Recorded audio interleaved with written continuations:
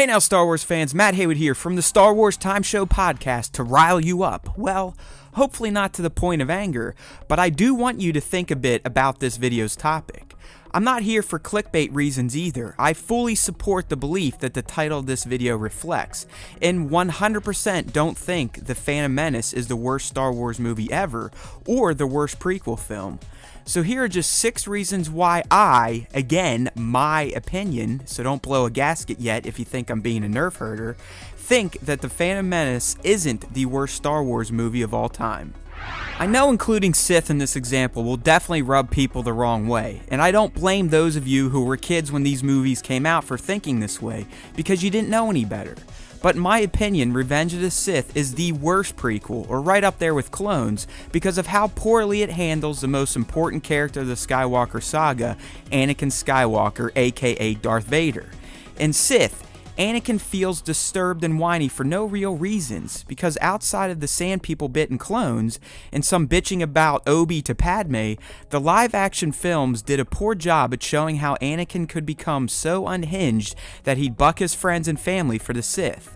If you've watched the Clone Wars, it's much easier to see how that version of Anakin could have made the choices that Anakin made in Revenge of the Sith, because it shows how much the Jedi messed with him, as well as how he did have a bit of a dark edge to him. But based on the story we were given for live-action Anakin, his fall in Episode 3 felt cheap, and it completely destroyed the character of Darth Vader by turning him into a whiny little turd that never felt like the imposing force we knew him as in Episodes 4 through 6. I'll leave Sith alone for now, because I could probably do a whole video on why I think it is the worst Star Wars movie due to how it fumbled Anakin's turn, but I want to get back to the point of this video, and that's the fact that The Phantom Menace isn't the worst Star Wars movie. Oh, and Clones, do I even need to discuss that dumpster fire? I mean, for all intents and purposes, it is the worst Star Wars movie of all time.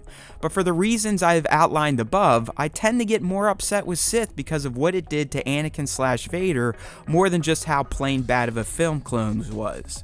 I just can't get over how bad his turn was handled, because it felt very unearned, not too unlike Dany's forced heel turn in Game of Thrones Season 8. Having a movie with child actors in lead roles can be a dicey gamble, so Phantom Menace was already behind the 8 ball in terms of its main cast. But I look at it a different way when comparing acting performances across the prequels in particular. Is Jake Lloyd a bit annoying as a 10-year-old Anakin? Most definitely, but so are most 10-year-olds who have special abilities, so I never got hung up on his performance, or Natalie Portman's, because they were kids playing kids and it felt that way on screen. When you consider the acting then in Clones and Sith, it's much harder to look past its cheesy scenes, because now we are to believe we are watching adults, so when adults playing adults come off as hollow and emotionless, it's a much bigger issue to me. Enough said, right? I mean, Darth Maul was such a badass Star Wars villain that George Lucas greenlit him being brought back to life in the Clone Wars cartoon, which ultimately helped to get Maul back into the Star Wars movieverse in Solo. You don't get that type of treatment often, so it goes to show how much fans and the creators love Maul, so his inclusion in The Phantom Menace easily makes it at least better than Clones and Sith. Okay, so this one has double meaning, so it further bolsters my case about TPM. First off, the Duel of the Fates is easily one of the top 5 Star Wars themes John Williams ever created, and one could argue it's the best new theme created for the prequels. Actually, that doesn't need to be argued, because it is the best theme from the prequels. The Duel of the Fates is also one of the best lightsaber battles in the Star Wars franchise, if not the best. It provided us our first ever look at multiple Jedi wielding lightsabers against the Sith, and it showcased fighting moves that were never seen in the original films. It allowed us to fully realize how powerful Jedi and Sith can be, but more importantly, it featured legit emotion thanks to the murder of Qui-Gon Jinn and Kenobi's subsequent vengeance. If it weren't for the iconic duel between father and son in Return of the Jedi, I would deem this duel to be the best of the franchise, but nothing can top Luke redeeming his father through a little lightsaber therapy. The pod race on TPM is one of the most memorable action sequences in all of Star Wars. It is a spectacle to see and even listen to, and the first time you see it, you genuinely are on the edge of your seat.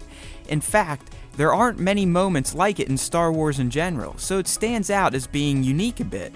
Plus, it's not a CGI mess or full of slapstick droid shenanigans like you get in Clones and Sith, so it's just a fun sequence to watch, and still is even if you hate the prequels in general like me. Alright, hopefully you stuck with me this long and don't think I'm a complete bozo, but after watching TPM with my 3-year-old recently, I finally realized what George was talking about with Jar Jar and the tone of the prequels in general. He's on record saying that Star Wars has always been a kid's movie, and he doubled down on the prequels to remind us of that fact, especially with the creation of Jar Jar Binks, who, outside of being a doofus, doesn't bring much to the saga. Well, that's until you watch TPM with a kid, because once Jar Jar hits the screen, you'd think that you were watching a comedy or Chris Farley doing what he does in Star Wars, because they absolutely think he's one of the funniest characters of all time. My kid would belly laugh nearly every time Jar Jar was on screen, so I finally realized what George had been telling us for decades. I'm still not a fan of him, but seeing the joy he brought to my kid convinced me he couldn't be all that bad. So the fact that kids go cuckoo for Jar Jar once again elevates TPM from the pits of Star Wars movie suckiness, and I can tell you that my kid at least wanted nothing to do with Clones and Sith, but sat for all of Menace, which I credit to everyone's favorite Gungan to hate. Qui-Gon is easily one of the coolest and most memorable prequel characters, let alone Jedi, and his contributions to the franchise rank amongst the most impactful. He's the Jedi that discovered Anakin Skywalker and convinced Kenobi to train him. He introduced us to the Chosen One prophecy, as well as also being responsible for teaching Yoda and Obi-Wan how to become one with the Force. He has direct ties to Dooku as well, so his mark on the saga is strong even if he was only featured in one film. But that goes to show you the merits of the Phantom Menace. It truly has some gems buried within it. Alright, that's my case for now on the Phantom Menace not being the worst Star Wars movie of all time, and definitely not the worst prequel. Feel free to pile on. Again, these are my opinions. I'm not telling you how to think for yourself, even though that's how most of you will interpret this, and that's why we love you. I'll have more to say on this topic at a later date, so please stay tuned to the Star Wars Time Show via StarWarsTime.net, because there's always time for Star Wars time. May the Force be with you, always.